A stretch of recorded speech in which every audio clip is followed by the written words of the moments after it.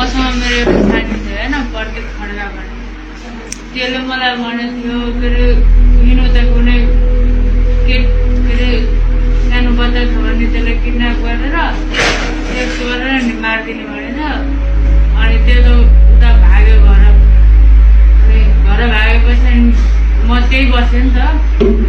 यो गर्ने बेलामा तिम्रो दुईजना थियो को प्रदीप खड्का के तिमीसँग काम गर्छ कि होइन ऊ पढ्छ।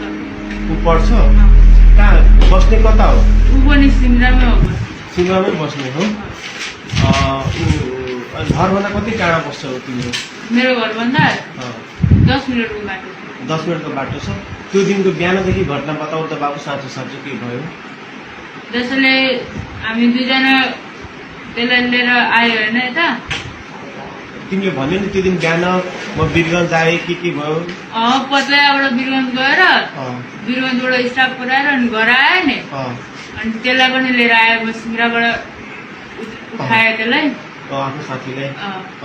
अनि यहाँ ल्याएर बस्यो। अनि हामी दुईजना मन गऱ्यो सेक्स गर्न होइन। अनि के अरे हामी आयो यता। अनि त्यो बच्चाहरू खेलिरहेको रहेछ। हामी खेल्न गएको होइन, बच्चाहरू खेलिरहेको रहेछ। अनि त्यहाँबाट चक्लेटको लालच दिएर कतिजना बच्चाहरू खेलिरहेको थियो? 3 जना थियो। 2 जना केटा थियो, एउटा केटी थियो। अनि केटी चाहिँ यही डर के अरे गढीमा रहेछ। पहिलेबाट चिन्थ्यो त्यो नानुलाई? चिन्दैन थियो। जबदेखि त्यो गाडी चलाउन थाल्यो नि अनि कहिले काहीँ गाडीमा के अरे खेल्न आउँदो रहेछ। त्यो खेल्न आएको समयमा म हुँदैन थिएँ त्यहाँ। अनि के अरे अस्ति चाहिँ भेटाएको थियो।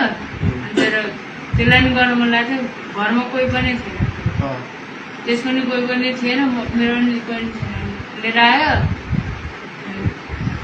जति मन गर्यो।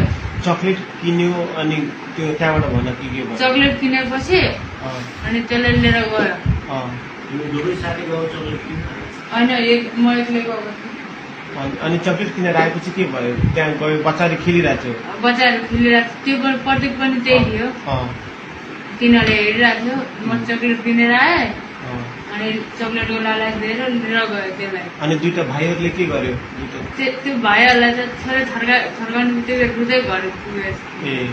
अनि के अरे चक्लेटको लालच दिएर गएपछि अनि हामी गयो त्यो घरमा। त्यो घर कसको घर थियो? खोइ त्यो कसको घर थाहा थिएन। अनि के अरे हामी यताउता हेऱ्यो, मान्छे छ कि छैन भनेर होइन। मान्छे थिएन। म आएँ, म पहिला सुरुमा छिरेँ होइन। अनि पछि केटी छिर्यो, बहिनी छिर्यो।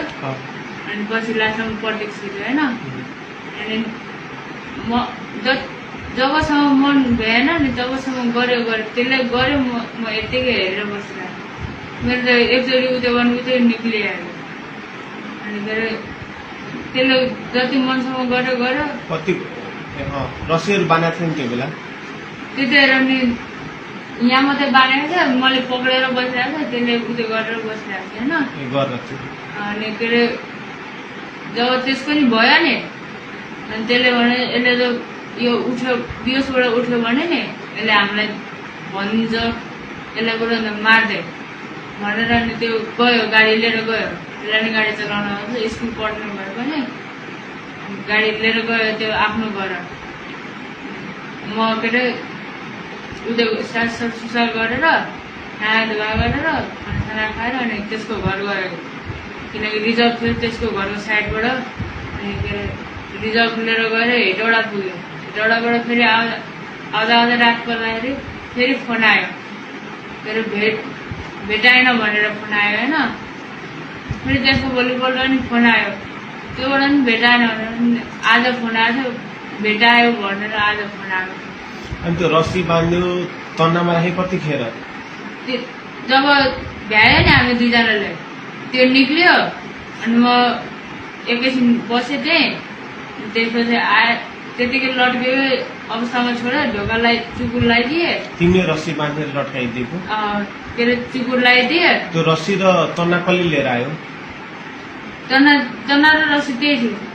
त्यही नै थियो अँ। कि यो पनि झुटो बोल्दैछ तिमी नढाँटिकन भनेको अहिले चाहिँ नढाँटिकन हो त्यही थियो जम्मै अनि म आएँ होइन नुहाएर खानासाना खाएँ अस्तिको कुरा भयो त खानासाना गएको थियो माया गरेको थियो त्यो दिनमा त फर्स्ट दिन थियो गाडी लिएर एक्लैले कुदाएको फर्स्ट दिन थियो अनि त्यहाँबाट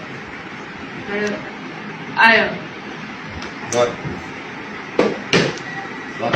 खानासाना खायो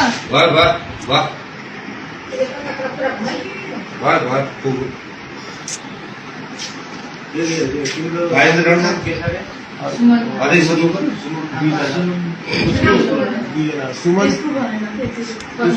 प्रदीप खड्का र तिमी सुमन लामा सुमन थापा तिम्रो नाम चाहिँ के हो सुमन थापा अनि तिमीसँग त्यो गएर के पनि सेक्स गर्ने एकजना तिम्रो साथीको हो प्रदीप खड्का त्यसको गयो पहिला उसले गर्यो अनि उसले